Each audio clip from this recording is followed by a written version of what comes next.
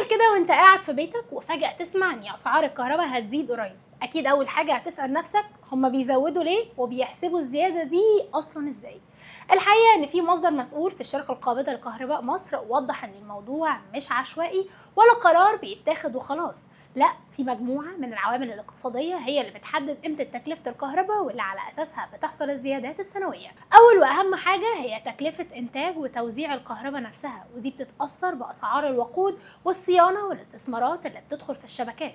بعد كده بيجي عامل تاني مهم جدا وهو أسعار الصرف، وده لأن شركات الكهرباء وهي بتحط التعريفة الجديدة بتحسبها على أساس متوسط أسعار العملات الأجنبية المتوقعة.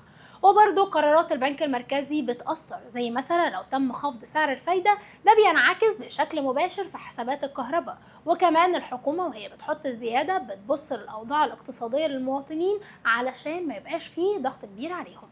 وخلينا نفتكر ان الموضوع جزء من خطة الإصلاح الاقتصادي اللي ماشية لحد 2028، واللي الهدف منها رفع الدعم عن الكهرباء بشكل تدريجي. يعني وببساطة كل زيادة في فاتورة الكهرباء اللي بتوصلك وراها معدلات اقتصادية كبيرة ومجموعة عوامل بتتجمع سوا عشان في الآخر يطلع الرقم اللي موجود في ورقة الفاتورة.